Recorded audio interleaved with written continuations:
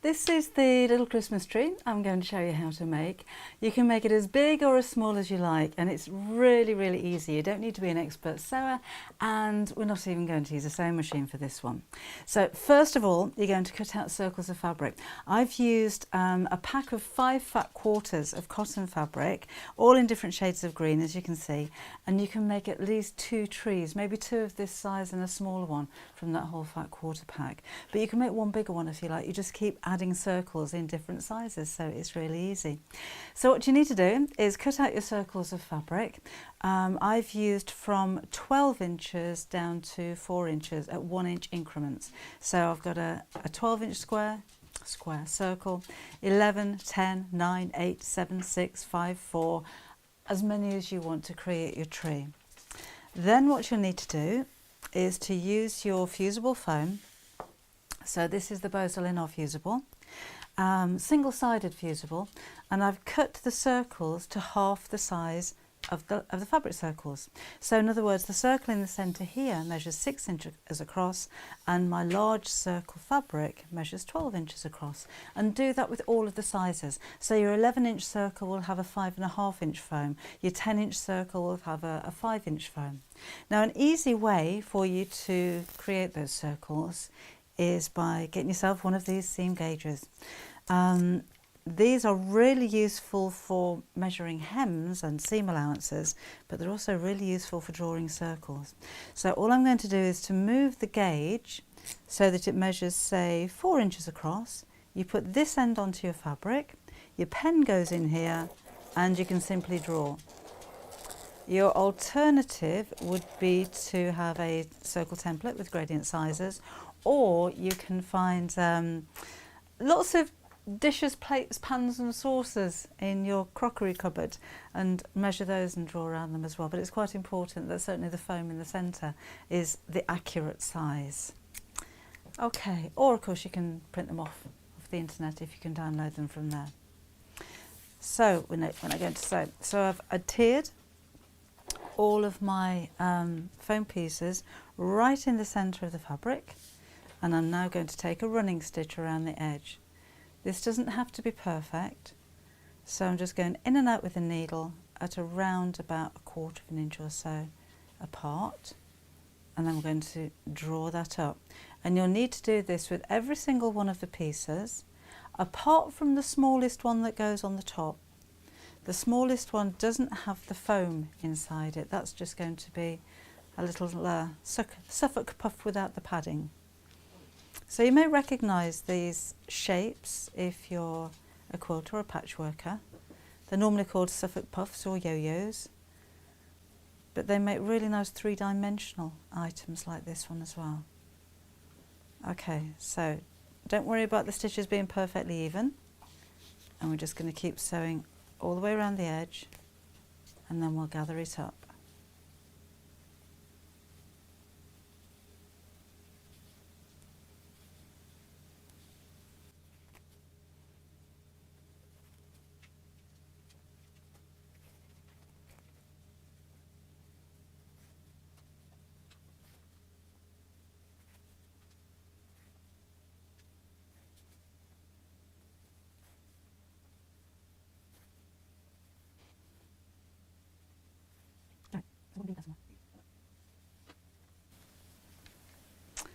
And there we go. So I'm right back to the beginning.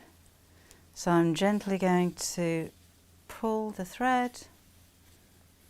It won't quite all meet in the middle because there's quite a lot of fabric going on there. So I'm just going to take, you won't see this, I'm just going to take the needle from one side to the other just to secure the centre.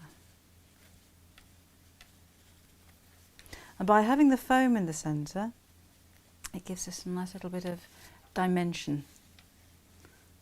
So it makes your tree a bit bigger.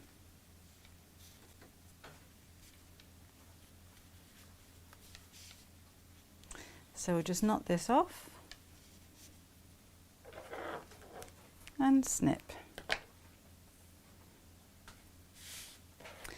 I'll just do the same with the smaller little puff that goes on the top. And you'll be pleased to know I have already made up all of the other different sizes. Whoops. So I'll be back in a second. Right, so that's my tree tower, and you can see how they all kind of graduate.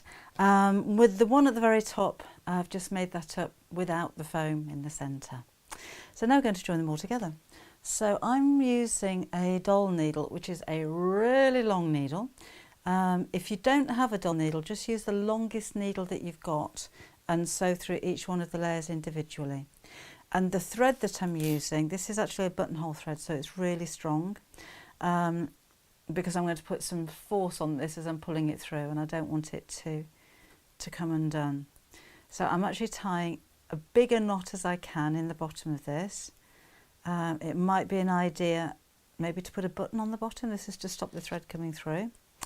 And we're going to go straight in to the first circle. So you can measure and mark this if you like. Find the centre of the circle and push the needle through. And we're going to thread all of these through in the same way.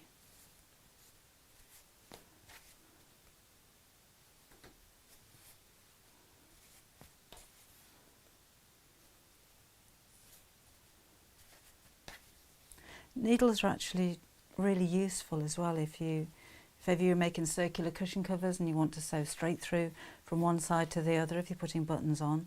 So although they're normally called doll needles, they're useful for so much more. All right, we keep going.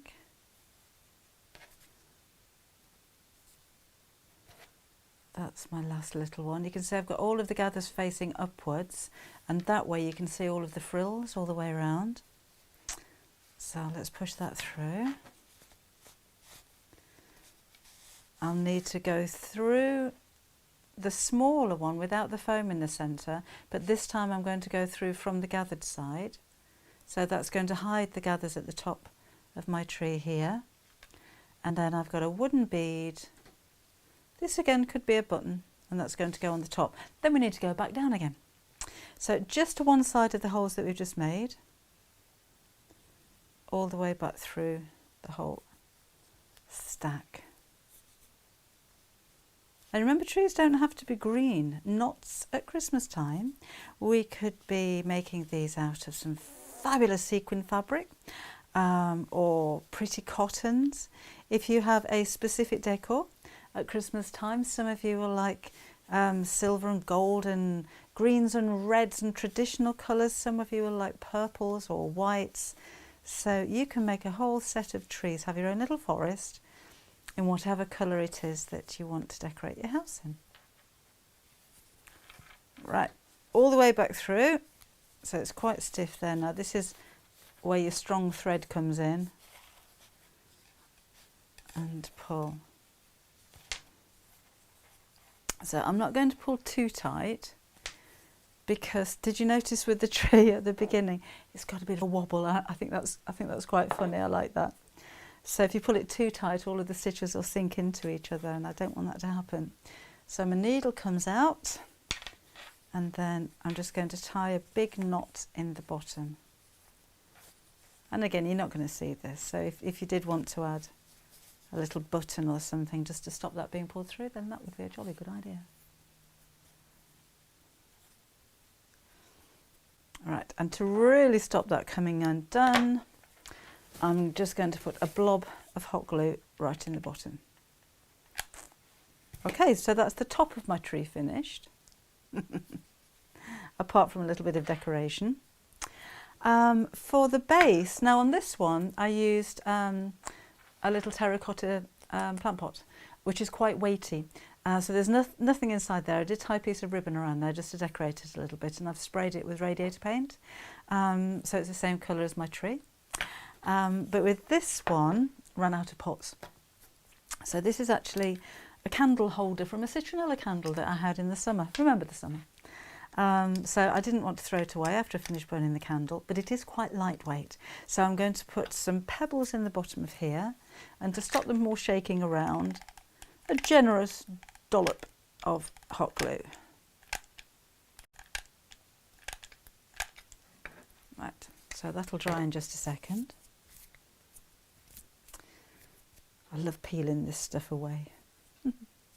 Right, and then to fix the bucket to the tree, again, I'm just going to go around this with my hot glue.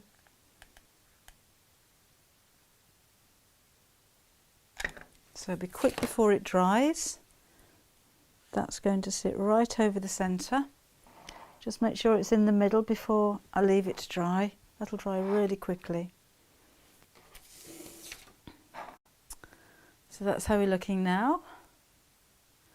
And then the one final thing to do is to add my decorations. Now you could add little strings of sequins or beads. I've got some tiny little shiny beads from jewellery making that I never used, so I'm just going to glue some of these onto my tree. You could sew them if you prefer, if you've got a little bit of time on your hands, but you could add buttons. You could have a whole sewing theme to your tree. Oh, you could make it into a pincushion and actually give that as a gift with sewing notions pinned to it. Right, I'm using tweezers for this because they're quite small and I don't want to burn my fingers. Oh, where have you come from? And these are quite nice because they're subtle, but they really catch the light.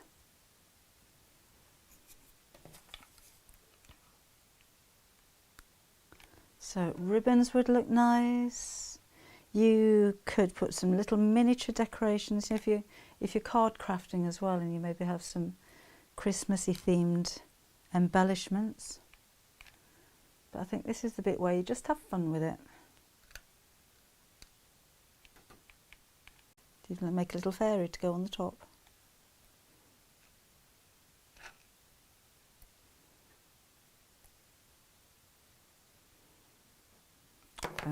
That will do for now. So I'll finish the other side of the tree in just a second. But meanwhile, that gives you an idea the kind of things that you can be making quite quickly at Christmas time, very affordably. As I said, these two and probably another one would come from one pack of fat quarters, and it's something that you're going to enjoy bringing out year after year. So I hope you enjoy making yours.